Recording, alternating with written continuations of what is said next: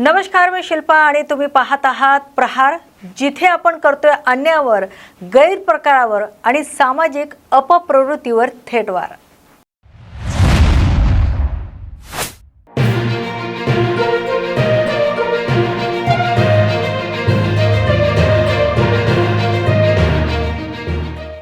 पुणे, ज्याला आपण महाराष्ट्राची सांस्कृतिक राजधानी म्हणतो, शिक्षणाचं जागतिक माहेरघर मानतो आणि जिथे भव्य IT पार्क्स पसरलेले आहेत, पण याच विद्येच्या आणि विज्ञानाच्या माहेरघरातून आज एक अत्यंत लाजिरवाणी आणि संतापजनक बातमी समोर येते।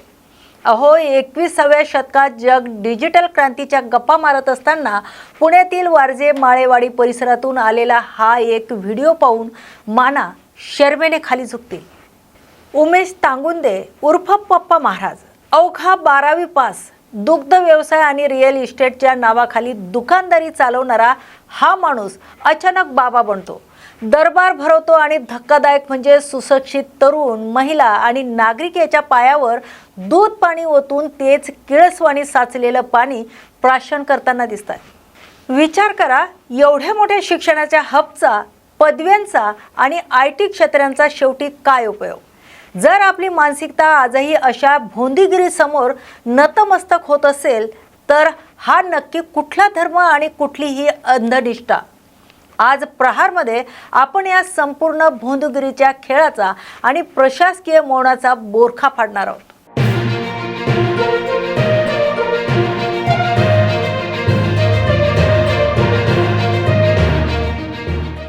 पुण्यासारख्या सुशिक्षित आणि प्रगत शहरात अंधश्रद्धेचा हा किळसवाणा प्रकार राजेरोसपणे सुरू आहे। व्हायरल व्हिडिओमध्ये स्पष्ट दिसतंय की एका पाटावर बसलेल्या या उमेश तांगुंदे बाबाचे पाय आधी दुधाने आणि पाण्याने धुतले जातात। ते पाणी खाली ताटात साचतं आणि अत्यंत आंधळ्या निष्ठेने नागरिक त्या पाण्याचा घोट घेतात। महाराष्ट्रात जादूटोणा विरोधी कायदा अस्तित्वात आहे। नरबळी आणि अमानुष प्रथा विरोधात याच भूमीने मोठा लढा दिलाय। मग तरीही ही कुठली नवी अनिष्ट परंपरा इथे रुजली जाते। जेव्हा तांगुंदे बाबाला जाब विचारण्यात आला तेव्हा त्यांनी मी कुणाला पाय धुवायला सांगत नाही, लोक स्वतःहून धुतात आणि मी सुद्धा माझ्या गुरूंचे पाय धुवून पाणी पितोय असं सोयीस्कर उत्तर दिलं। पण सवाल असा आहे की जन्मदात्या आई वडिलांच्या पाया पडायला ज्यांचे हात आखडतात त्यांनी कधी स्वतःच्या मात्या पित्यांचे पाय धुवून ते पाणी पिण्याची हिंमत दाखवली आहे का? आता मी माझ्या गुरूंचे पाय धुतले। शेवटी एक मराठीत म्हण आहे की बाबा तुमचे एवढे माझ्या उपकार आहे की पाय धुवून पाणी पिलं तरी कमी। मग तेवढं माझ्या गुरूंचे माझ्या उपकार होते म्हणून मी त्यांचे पाय धुवून पाणी पिलं, ते माझ्या श्रद्धेचा भाग आला। मी इतरांना तर काय पाय धुवून दिले म्हणजे नको म्हणतो होतो, पण तरी त्यांनी पाय धुतले।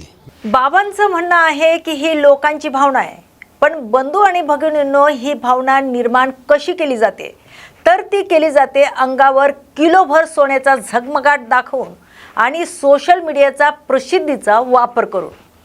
अंगावर किलोभर सोनं, 5ही बोटात सोन्याच्या जाड अंगठ्या आणि गळ्यात ढीगभर माळा घालून नाचणारा हा तांगुंदे बाबा काय साध्य करतोय? बाबा कोणाला तरी पावलाय आणि भक्तांनीच हे दान दिले असा आभास निर्माण करून अडचणीत सापडलेल्या नागरिकांच्या आणि महिलांच्या हतबलतेशी हा खेळ खेळला जातोय का? भाजी विकणे, दुग्ध व्यवसाय आणि जमिनीची खरेदी विक्री करणाऱ्या या माणसाकडे अचानक अफाट माया आणि किलोभर सोनं आलं कुठून?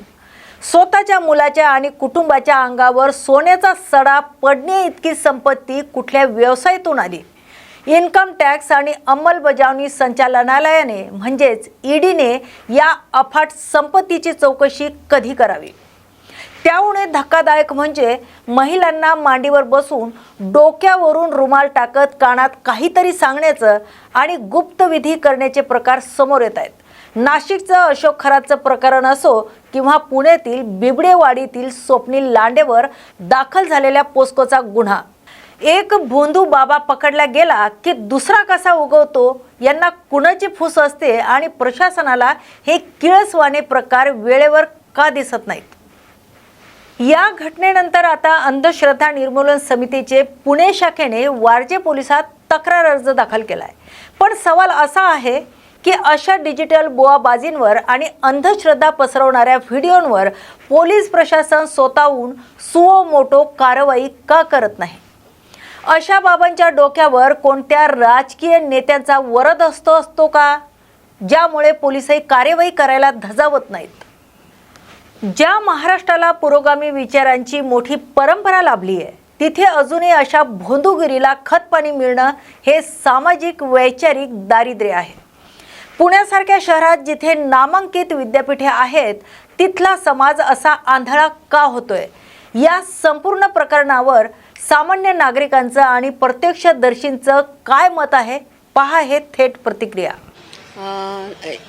जो हा बाबा काय पप्पू महाराज जो आहे तो स्वतःला म्हणजे की दैवी शक्ती आहे आणि असं सांगून बरीच आर्थिक लुबाडणूक करतो.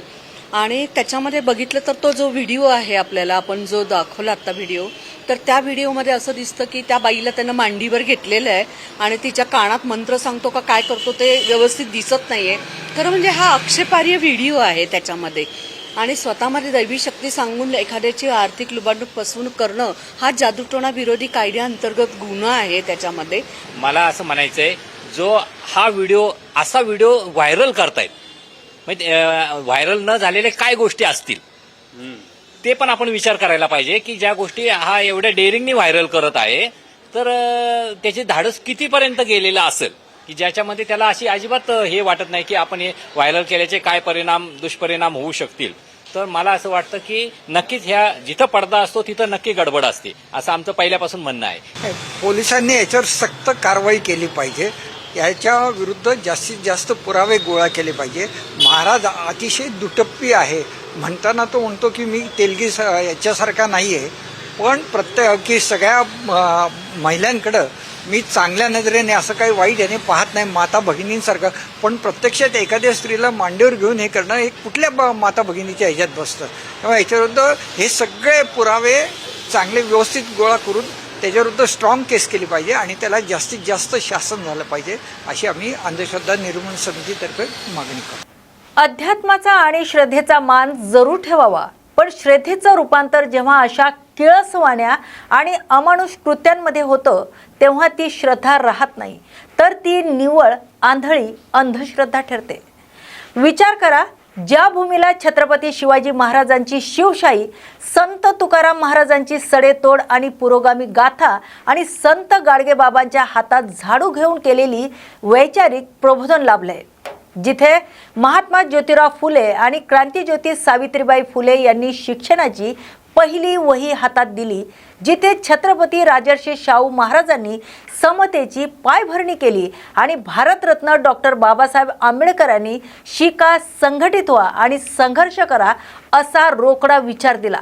त्याच महाराष्ट्रात आणि तेही पुण्यासारख्या शिक्षणाच्या माहेरघरात आज भोंदूबाबांच्या पायावर दूध पाणी ओतून ते पिण्याची वेळ यावी, ही आपल्या सामाजिक आणि वैचारिक दारिद्र्याची परिसीमा नाही का? अशा भोंदूबाबांचं पेकाट मोडण्यासाठी आणि समाजातील ही आंधळी भक्ती रोखण्यासाठी आता प्रशासनाने कठोर पावले उचलायलाच हवी. पण त्याहूनही अधिक नागरिकांनी स्वतः डोळस होण्याची गरज आहे. डिजिटल युगात जगणाऱ्या आपण सर्वांनी अशा भोंदूगिरीला खतपाणी घालणं अखेर कधी थांबणार? या महापुरुषांनी आपल्याला वैज्ञानिक दृष्टिकोन दिलाय, विवेक दिलाय, विचाराची ताकद दिली. मग आज करोडो रुपयाचे IT पार्क आणि मोठमोठ्या विद्यापीठांच्या पदव्या असूनही आपली बुद्धी या भोंदूबाबांच्या पायाशी गहाण का पडतेय? तर मित्रांनो, प्रहारच्या माध्यमातून आपण रोज अशा गंभीर विषयावर रोखटोक भाष्य करतोय, ज्यावर बोलायला अनेक जण कचरतात. आम्ही तुमच्यासोबत ही सत्य परिस्थिती मांडून समाजात जागरूकता आणण्याचा सातत्याने प्रयत्न करतोय. पण हा लढा केवळ आमच्या एकटेचा नाही. जेव्हा आम्ही अशा भोंदूबाबांचा बुरखा फाडतो तेव्हा आम्हाला खरी ताकद मिळते, ती तुमच्या खंबीर साथीची. अनेकदा तुम्ही अशा बातम्या पाहता पण कमेंट्स करायला कचरता, गप्प बसता. पण या महापुरुषांच्या पुरोगामी महाराष्ट्र जर टिकवायचा असेल तर केवळ स्क्रीनवर बातमी बघून शांत राहून चालणार नाही. तुम्ही जेव्हा खाली कमेंट्स करून सांगता ना की हो हे चुकीचं आहे, असल्या भोंदूबाबांवर कठोर कारवाई झालीच पाहिजे, तेव्हा आम्हाला एक नवीन ताकद मिळते, एक नवीन ऊर्जा मिळते पुन्हा एका नवीन विषयावर प्रहार करण्यासाठी. आणि आम्हाला हे सुद्धा कळणं गरजेचं आहे की या महाराष्ट्रात आजही असा किती सुशिक्षित वर्ग शिल्लक आहे ज्याला आपल्या महापुरुषाचे विचार पटतात आणि हे किळसवाणे प्रकार नाकारण्याची धमक आहे. आणि म्हणूनच कमेंट्समध्ये तुमचे रोखटोक विचार मांडून आम्हाला सांगा, शिक्षणाच्या आणि महापुरुषाच्या महाराष्ट्रात असे भोंदूगिरीचे प्रकार घडणे योग्य आहे का? तुम्ही अशा भोंदूगिरीला खतपाणी घालणार की या विरोधात आवाज उठून पुरोगामी महाराष्ट्राची ओळख टिकवण्यात आमची साथ देणार? आणि पुढचा प्रहार आपण कोणत्या विषयावर करायला हवा? तुमच्या प्रत्येक कमेंटची आम्ही वाट पाहतोय, कारण तुमचा एक आवाज या भोंदूगिरीच्या सावटाला कायमचं हटवू शकतोय. तेव्हा आजच्या या प्रहारमध्ये आपण इथेच थांबतोय. पुन्हा भेटूयात नवीन विषय घेऊन पुढच्या भागात. तोपर्यंत पाहत राहा न्यूज मराठी 24/7. नवा भारत, नवा विचार.